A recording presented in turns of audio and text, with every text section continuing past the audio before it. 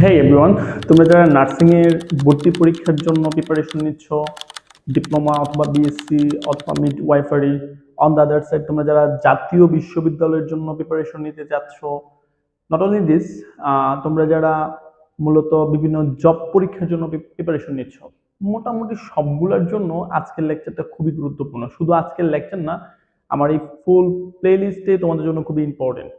তো চলো একেবারে বেসিক থেকে আমরা শুরু করি। আমরা প্রথমে যে টপিকটা নিয়ে কথা বলবো সেটা হচ্ছে বাস্তব সংখ্যা, যেটাকে আমরা ইংলিশে রিয়েল নাম্বার বলি। তো এই বাস্তব সংখ্যাকে ম্যাথমেটিক্স ক্যাপিটাল আর দ্বারা প্রকাশ করে। কেমন? বাস্তব সংখ্যাটাকে ম্যাথমেটিক্স কি করে? ক্যাপিটাল আর দিয়ে প্রকাশ করে। তো এটা পরীক্ষাতে আসাটা অস্বাভাবিক কিছুই না, যে নিচের কোনটা বাস্তব সংখ্যার প্রতীক। তো তোমাদের যেটা জানতে হবে, বাস্তব সংখ্যা কাকে বলে। বাস্তবিক অর্থে পৃথিবীতে যত সংখ্যা আছে সবগুলোকে বাস্তব সংখ্যা বলে। তো এটার মধ্যে আমরা ধনাত্মক সংখ্যা বলতে পারি 1 2 3 4 ডট ডট ডট ইনফিনিটি পর্যন্ত, অথবা ঋণাত্মক সংখ্যা বলতে পারি -1 -2 -3 ডট ডট ডট ইনফিনিটি পর্যন্ত। তারপরে মাঝখানে জিরো থাকে, ভগ্নাংশ সংখ্যা থাকে, সমস্ত থাকে, প্রকৃত ভগ্নাংশ থাকে, অপ্রকৃত ভগ্নাংশ থাকে, মিশ্র থাকে, দশমিক ভগ্নাংশ থাকে, তারপরে পৌনঃপুনিক সংখ্যা থাকে। যত সংখ্যা আছে বাস্তবিক অর্থে এই পৃথিবীতে সবগুলা সংখ্যাকে একসাথে বাস্তব সংখ্যা বলা হয়। কেমন? তো এখানে সংখ্যা শব্দটাকে যদি আমি ক্লাসিফিকেশন করি, তাহলে একটা হচ্ছে বাস্তব সংখ্যা, একটা হচ্ছে অবাস্তব সংখ্যা। বাস্তব সংখ্যা মানে এখন যেগুলা বললাম, আর অবাস্তব সংখ্যা নিয়ে একটু কথা বলতে চাই। তো অবাস্তব সংখ্যাটা আসলে কি? অবাস্তব সংখ্যাটা হচ্ছে কোনো একটা ঋণাত্মক সংখ্যাকে যদি আমরা বর্গমূল করি, তাহলে দেখবেন ক্যালকুলেটরের মধ্যে ম্যাথ এরর উঠতেছে বা আসতেছে। ম্যাথ এরর শব্দটাকে আমরা অসংজ্ঞায়িত বলি, অর্থাৎ ম্যাথমেটিক্সে এর অস্তিত্ব নাই। তো আমাকে যদি প্রশ্ন করে সংখ্যা কত প্রকার, তাহলে আমি বলবো দুই প্রকার, একটা হচ্ছে বাস্তব সংখ্যা, একটা হচ্ছে অবাস্তব সংখ্যা। বাস্তব সংখ্যা সম্পর্কে আমরা মোটামুটি সবাই বুঝতে পারলাম যে বাস্তব সংখ্যা হচ্ছে বাস্তবিক অর্থে আমি যে সংখ্যাগুলা পাইতেছি। আর অবাস্তব সংখ্যাটা হচ্ছে কি, যেটা বাস্তবিক অর্থে পাওয়া যায় না। আমি ছোট করে যদি লিখি যে কোনো একটা সংখ্যাকে, যেমন যে কোনো একটা সংখ্যাকে আমি যদি রুট ওভার করি, ঋণাত্মক সংখ্যাকে যেমন -1, এটাকে রুট ওভার করলে আপনারা ক্যালকুলেটরে দেখবেন ম্যাথ ইরর এটা আসতেছে। তো ম্যাথ এরর কথাটার মানে হচ্ছে কি, অসংজ্ঞায়িত, মানে বাস্তবিক অর্থে ম্যাথমেটিক্সে যার অস্তিত্ব নাই। তো আমরা বাস্তব সংখ্যা নিয়ে আজকে কথা বলবো, অবাস্তব সংখ্যা নিয়ে কথা বলতেছি না। আজকের লেকচারের মধ্যে আমরা মূলত অঙ্ক এবং সংখ্যার ধারণা সম্পর্কে ভালো একটা আইডিয়া নেব। তো অঙ্ক বা ডিজিট বলতে আমরা কি বুঝি? হুম যে চলক বা প্রতীক, হ্যাঁ, দ্বারা আমরা মূলত সংখ্যাগুলোকে আইডেন্টিফাই করি বা প্রতীক হিসেবে ব্যবহার করি। যেমন 0 থেকে 9 পর্যন্ত এই 10টাকে আমরা কি বলি? অঙ্ক বলি। তাহলে আমি ছোট করে যদি একটু নোট ডাউন করি, তাহলে অঙ্কগুলা কি কি? অঙ্ক অঙ্ক বা ডিজিট 0 1 2 3 4 5 6 7 8 এবং 9। এই 10টা হচ্ছে আমাদের কি গণিতের মধ্যে অঙ্ক, যেটাকে আমরা ইংলিশে ডিজিট বলি। এই অঙ্ক বা ডিজিট আবার দুই ধরনের, একটা হচ্ছে সার্থক অঙ্ক, একটা হচ্ছে অসার্থক অঙ্ক, বা যেটাকে আমরা সার্থক অঙ্ক নয় বলি। যেমন যদি আমি 1 লিখি, তাহলে আপনি এটাকে একটা সংখ্যা হিসেবে বিবেচনা করবেন। আমি যদি 2 লিখি, বুঝবেন কিভাবে 9 পর্যন্ত লিখলে আপনি এটাকে একটা সংখ্যা হিসেবে কনসিডার করবেন। বাট 0 কিন্তু কখনো কি করে না, কোনো সংখ্যা হিসেবে বোঝানো হয় না। তো 1 থেকে 9 পর্যন্ত এই 9টা কেবল হয় সার্থক অঙ্ক। একমাত্র জিরোটা হচ্ছে সার্থক নয়। কারণ জিরোর আগে আমরা যদি কোনো আরেকটা মানে সার্থক অঙ্ক ব্যবহার না করি, তাহলে এটা কখনো মানে কি হবে না, একটা পরিপূর্ণ অঙ্ক বা সংখ্যা হবে না। যেমন আমি যদি বলি আমার কাছে 0 টাকা আছে, ইটস ওকে, আমার কাছে 0 টাকা আছে, দ্যাট মিনস আমার কাছে টাকা নাই, বাট এটা কিন্তু কোনো সংখ্যার মাধ্যমে বোঝানো হইলো না। বাট আমি এই জিরোর আগে যদি 1 ইউজ করি, দ্যাট টাইম এটা একটা কি হবে, সার্থক সংখ্যা হয়ে যাবে। বা এখানে মানে 0 হচ্ছে কি একটা সার্থক অঙ্ক নয়। তো আমি যদি এখানে লিখতে চাই, সার্থক অঙ্ক হচ্ছে 1 2 3 4 5 6 7 8 এবং 9। একমাত্র জিরোটাকে আমরা কি বলি? সার্থক অঙ্ক নয়। সো আমরা অঙ্ক বা ডিজিট সম্পর্কে যেটুকু আমাদের জানা দরকার মোটামুটি আমরা জানলাম। 2 নাম্বার টপিক হচ্ছে নাম্বার। নাম্বার সম্পর্কে অলরেডি আমি কথাবার্তা বলছি। যখন কোনো একটা ডিজিট কোনো কিছুর পরিমাপ হিসেবে প্রকাশিত হয় তখন এটাকে আমরা সংখ্যা বলি। 1 থেকে 9 পর্যন্ত প্রত্যেকটা also digit also number. So আমরা যখন এটাকে প্রতীক হিসেবে ব্যবহার করি তখন এটাকে আমরা ডিজিট বা অঙ্ক বলি, বাট এটাকে যখন আমরা কোনো কিছুর পরিমাপ হিসেবে ব্যবহার করি দ্যাট টাইম এটাকে কি সংখ্যা বলি বা নাম্বার বলি। সো এই নাম্বারের মধ্যে বৃহত্তম নাম্বার বা বৃহত্তম সংখ্যা এবং ক্ষুদ্রতম সংখ্যা আছে। যেমন আমি যদি কয়েকটা বৃহত্তম সংখ্যার সংজ্ঞা দেই বা এক্সাম্পল দেব, 9 একটা বৃহত্তম সংখ্যা, তারপরে হচ্ছে 99, 999, এইগুলা এক একটা বৃহত্তম সংখ্যা। অর্থাৎ 9 অঙ্কটি দ্বারা আমরা যে সংখ্যাগুলা প্রডিউস করি, তৈরি করি, সেগুলাকে আমরা কি বলি? বৃহত্তম বলি। তো সবচাইতে ক্ষুদ্রতম অঙ্ক হচ্ছে 0, বাট 0 তো সার্থক না। তো 0 আমরা যদি কি করি, 0 আগে যদি একটা 1 দিই, হ্যাঁ, 0 চাইতে একটু বড় যে ডিজিটটা ছিল সেটা হচ্ছে 1। তো আমাদের সর্বনিম্ন ক্ষুদ্রতম সংখ্যা হচ্ছে 10, এরপরেরটা 100, এরপরেরটা 1000, এরপরেরটা 10,000। সো আমি আপনাদেরকে যেটা বোঝানোর চেষ্টা করতেছি, বৃহত্তম অঙ্ক সংখ্যাগুলো অলওয়েজ 9 দ্বারা প্রডিউস হয়, গঠিত হয়। আর ক্ষুদ্রতম গুলা অলওয়েজ কি 0 দিয়া তো হবে না, কারণ 0 তো সার্থক না। তো 0 এর আগে 1। সো 1, 0, 10, 100 এগুলা এক একটা ক্ষুদ্রতম সংখ্যা। আমাকে কোনো একটা ক্লাসে কোনো একটা স্টুডেন্ট কোশ্চেন করছিল যে স্যার 9 এবং 10 এই দুইটার মধ্যে, তার কোশ্চেনটা বোঝার চেষ্টা করবো আমরা, যে 9 এবং 10 এর মধ্যে তো 9 ছোট 10 বড়, বাট আপনি আমাদের শিখাচ্ছেন বৃহত্তম সংখ্যা 9, ক্ষুদ্রতম সংখ্যা 10, ব্যাপারটা একটু কেমন হয়ে গেল না? সো ইটস ওকে যে আসলে আমি যদি সংখ্যা কাউন্টের ব্যাপারে যাই, আগে আমি 9 পাইতেছি, পরে আমি কি 10 পাইতেছি। সো আমি যদি ক্ষুদ্রতম সংখ্যাটাকে 0 বলি, ওর কথা অনুপাতে 0-র কি কোনো ভ্যালু আছে? আচ্ছা ঠিক আছে, বুঝলাম 0 মানে নাই, কিন্তু এরপরটা প্রথমটা তো 9 লিখলাম, তাহলে ক্ষুদ্রতমটা 0 লিখলাম, দ্বিতীয়টা 99 লিখলাম, তাহলে এরপরের ক্ষুদ্রতমটা কি ডাবল 0 লিখবো? এটার কোনো ভ্যালু আছে? তো এটার কোনো ভ্যালু নাই। ক্ষুদ্রতম অঙ্কগুলা অলওয়েজ 1 দিয়ে স্টার্ট হয় এবং তারপরে 0 ডিজিটটা থাকে। ওই যে আমরা যে নাম্বারিং কাউন্টিং এর মাধ্যমে বলতেছি, ব্যাপারটা এরকম না। তো 9 দ্বারা গঠিত সংখ্যাগুলোকে আমরা বৃহত্তম সংখ্যা বলি এবং প্রথমে 1 তারপরে 0 দ্বারা গঠিত যে সংখ্যাগুলো সেগুলোকে ক্ষুদ্রতম সংখ্যা বলি। ব্যাপারটা খুবই ইজি ব্যাপার, বাট আমাদের এই সব পরীক্ষা, চাকরির পরীক্ষা থেকে শুরু করে বিএসসি নার্সিং, ডিপ্লোমা নার্সিং এবং জাতীয় বিশ্ববিদ্যালয়ের প্রত্যেকটা এক্সামে এইখান থেকে প্রশ্ন আসে এবং সিলেবাসের অন্তর্ভুক্ত। আচ্ছা, সো আমরা নাম্বার নিয়ে আর তেমন কোনো কথাবার্তা বলবো না। বৃহত্তম সংখ্যা এবং ক্ষুদ্রতম সংখ্যা অলরেডি আমি বৃহত্তম সংখ্যা ক্ষুদ্রতম সংখ্যা আপনাদেরকে বোঝানোর চেষ্টা করলাম। 9, 99, 999 এগুলা বৃহত্তম সংখ্যার একটা অংশ এবং কি ক্ষুদ্রতম সংখ্যা হচ্ছে 10, 100, 1000, 10,000 এগুলো। সো আমরা এখন যেটা নিয়ে কথা বলবো সেটা হচ্ছে ধনাত্মক সংখ্যা বা পজিটিভ নাম্বার।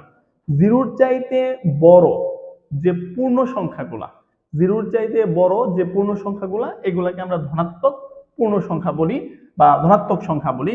এক্সাম্পল হিসেবে আমরা বলতে পারি 1, 2, 3, 4, 5, 6 ডট ডট ডট, এগুলো হচ্ছে পজিটিভ নাম্বার। অর্থাৎ কি এগুলোর আগে প্লাস থাকবে, কোনো কিছু নাই দ্যাট মিন্স কিন্তু প্লাস।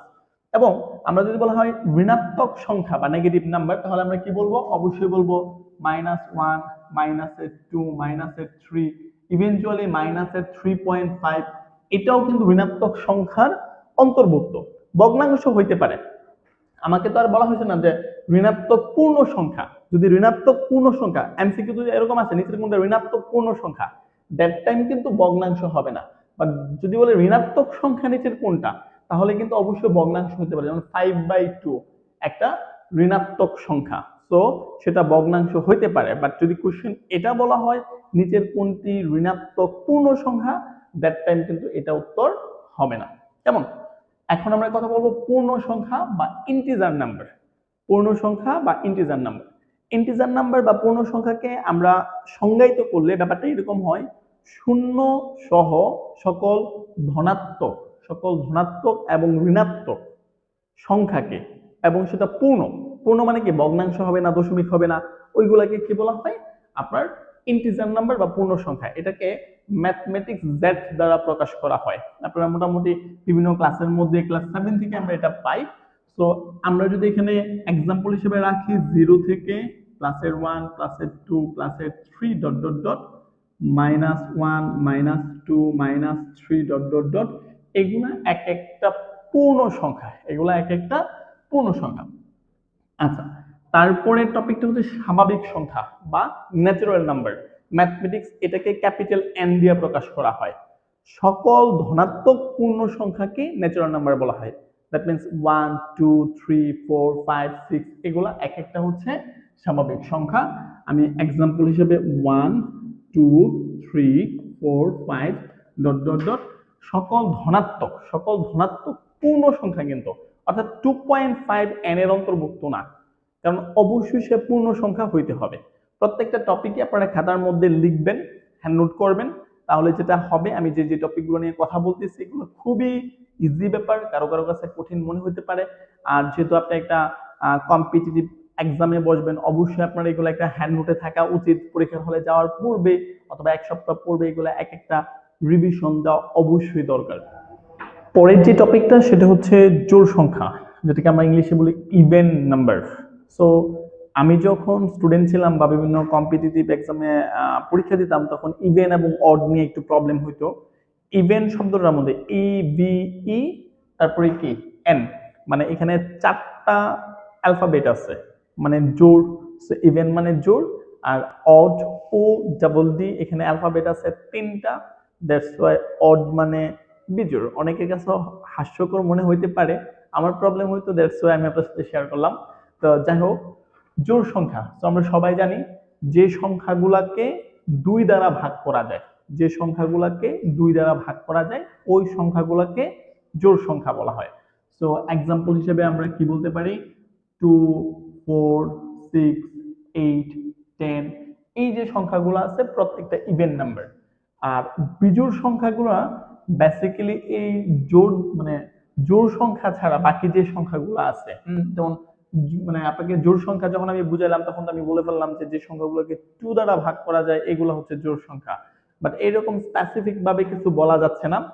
তো জোড় সংখ্যা ছাড়া ন্যাচারাল নাম্বারের মধ্যে যে অঙ্কগুলা থাকবে এগুলাকে অড নাম্বার বা বিজোড় সংখ্যা বলা হয়। তো 1 3 5 7 9 ডট ডট ডট, এই সংখ্যাগুলো মূলত হচ্ছে বিজোড় সংখ্যা। আমি এখানে যে 4টা কোশ্চেন লিখছি, প্রত্যেকটা কোশ্চেন বিভিন্ন এক্সামে আসছে, নার্সিং ভর্তি পরীক্ষাতে আসছে, জাতীয় বিশ্ববিদ্যালয়ে আসছে। তো যদি এ ও বি দুইটা ক্রমিক সংখ্যা হয়, যদি এ ও বি দুইটা ক্রমিক সংখ্যা হয়, তো ক্রমিক সংখ্যা মানে কি? ক্রমিক সংখ্যা মানে হচ্ছে পর পর দুইটা সংখ্যা, যেমন 2 এবং 3 ক্রমিক সংখ্যা, অথবা 8 এবং 9, এই দুটো ক্রমিক সংখ্যা। তো আমরা মনে করি এ আর বি পরপর দুইটা সংখ্যা, যেই হোক। এখন দুইটা ক্রমিক জোড় সংখ্যা হয়, সরি এখানে জোড় সংখ্যার কথা বলা হয়েছে, তাহলে আপনার এটা হবে কি 2 এবং 4, অথবা এটা 8 এবং 10, যেহেতু ক্রমিক জোড় সংখ্যা বলছে, অর্থাৎ কি 2 এর পরে 4, দুইটা পর পর জোড় সংখ্যা। আচ্ছা, এখন বলছে নিচের কোনটা তাহলে বিজোড় সংখ্যা হবে।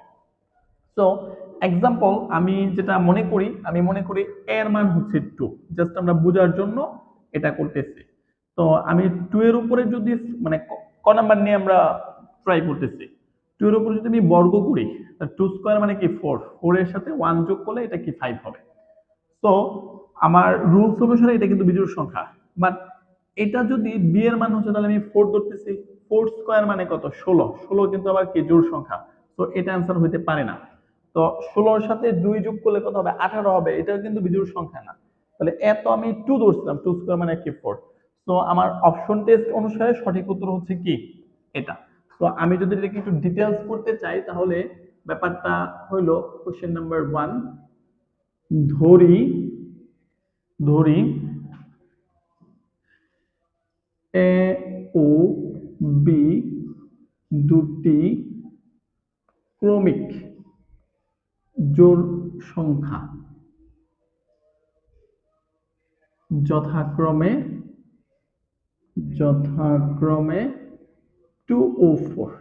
ওকে, সো ক নাম্বার অপশন অনুসারে কি দেওয়া ছিল, এ স্কয়ার প্লাস এর 1, that means two square plus এর 1 ইকুয়াল হচ্ছে 5, যা আমি কি বলতে পারি, বিজোড় সংখ্যা বলতে পারি। কেমন?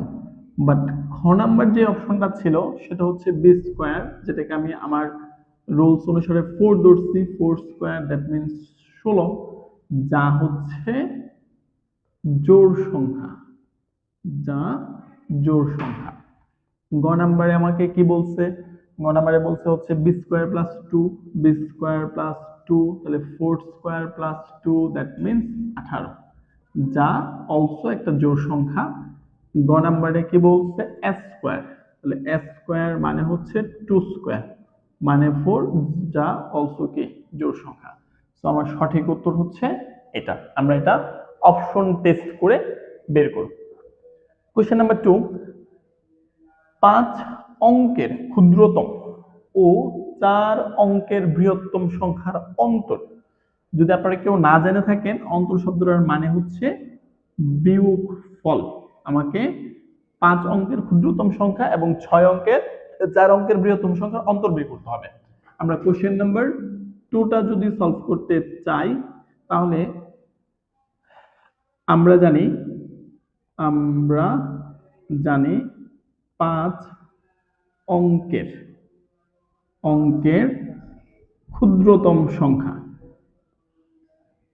একটু আগে আপনাদের আমি বেসিকের মধ্যে পড়াইছিলাম, ক্ষুদ্রতম সংখ্যাগুলো অলওয়েজ 1 দিয়ে স্টার্ট হয় এবং পরের গুলা 0 থাকে। যেহেতু 5 অঙ্কের বলছে, তাহলে প্রথম অঙ্কটা তো আমার 1 হবে, এরপরে হচ্ছে 4টা 0, তো এখানে 5 অঙ্ক হইল 1 2 3 4 5। তারপরে কি বলছে? 4 অঙ্কের বৃহত্তম সংখ্যা। তাহলে আমি একটু আগে আপনাদের এটাও পড়াইছি, মানে বৃহত্তম সংখ্যাগুলো 9 থাকে, 9 দিয়ে স্টার্ট হয়, সবগুলো অঙ্কই 9 থাকে। যেহেতু 4 অঙ্কের বলছে, এই জন্য 4টা 9। তো এটা হচ্ছে 10,000, মানে 10,000 10,000, এটা হচ্ছে 9,999। তো যেহেতু ওরা অন্তর বলছে, অন্তর মানে আমাকে কি করতে হবে? বিয়োগ করতে হবে। 10,000 থেকে 9,999 বিয়োগ করলে আমার বেসিক্যালি থাকবে কি? 1। সো সঠিক উত্তর হবে হচ্ছে গ নাম্বার। কেমন? এর পরের কোশ্চেনে কি বলছে? 4 অঙ্কের বৃহত্তম এবং ক্ষুদ্রতম সংখ্যা। যেহেতু ক্ষুদ্রতম সংখ্যার আগে অঙ্ক লেখা নাই, তাহলে এটাও কি হবে? 4 অঙ্কই হবে। সো আমরা যদি 3 নাম্বার কোশ্চেনটাকে সলভ করতে যাই, কোশ্চেন নাম্বার 3, তাহলে আমাদের এখানে 4 অঙ্কের বৃহত্তম সংখ্যা। আমরা একটু লিখি, 4 অঙ্কের বৃহত্তম সংখ্যা। তাহলে 4 অঙ্কের বৃহত্তম সংখ্যা ইকুয়াল হবে 4টা 9। তারপরে কি বলছে? 4 অঙ্কের ক্ষুদ্রতম সংখ্যা, তাহলে এবং 4 অঙ্কের ক্ষুদ্রতম সংখ্যা ইকুয়াল হবে 1 দিয়া 3টা শূন্য। যেহেতু 4 অঙ্ক, একটা অঙ্ক আর 3টা শূন্য, টোটাল 4টা। এখন এদের কি বের করতে বলছে? এদের যোগফল বের করতে বলছে। সো আমরা যোগ করব 9809 9809 9809, 9 আর 1 হচ্ছে 10, সো 10,999। সো আমাদের সঠিক উত্তর হচ্ছে এটা। কেমন? কোশ্চেন নাম্বার 4-এ কি বলছে? একটি সংখ্যার শতক, দশক, একক স্থানীয় অঙ্ক PQR। আপনারা সবাই আশা করি জানেন শতক মানে কি 100, দশক মানে কি 10, এবং একক মানে হচ্ছে 1 থেকে 9 যে অঙ্কগুলো আছে, এগুলোকে আমরা একক স্থানীয় অঙ্ক বলি। যদি আমি বেসিকের মধ্যে একটু যাই, যে এক্সাম্পল হচ্ছে কোশ্চেনের 4-এর জন্য একটা বেসিক আমি লিখতেছি, 576, এটাকে বলা হয় একক স্থানীয় অঙ্ক। একক স্থানীয় অঙ্ক। কেমন? আর এটাকে বলা হয় দশক স্থানীয় অঙ্ক। দশক স্থানীয় অঙ্ক। আর এটাকে বলা হয় শতক স্থানীয় অঙ্ক। আই থিঙ্ক আপনারা সবাই এটা জানেন।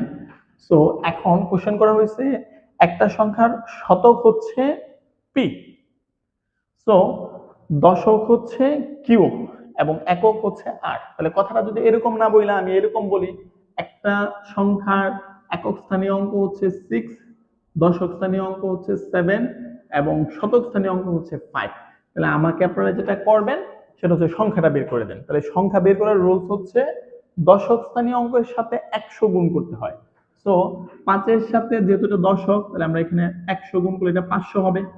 দশক স্থানীয় অঙ্কের সাথে 10 গুণ করতে হয়, তাহলে 10 গুণ করলে এটা হবে 70। একক স্থানীয় অঙ্কের সাথে আমাকে 1 গুণ করতে হয়, তাহলে এটা হবে কি 6। তাহলে সংখ্যাটা বের করতে হলে সবগুলো যোগ করতে হয়, তাহলে 570 আর 6 আপনি যোগ করলে 500 কি হবে 70 হবে। আই থিঙ্ক আপনি ব্যাপারটা বুঝতে পারছেন। তো এই অঙ্কের মধ্যে কি বলছে, দশক স্থানীয় অঙ্ক হচ্ছে পি, এবং দশক না, হ্যাঁ, শতক স্থানীয় অঙ্ক হচ্ছে পি, দ্যাট মিনস এটা হচ্ছে পি। তারপরে হচ্ছে দশক স্থানীয় অঙ্ক হচ্ছে কিউ, আর এটা হচ্ছে আর।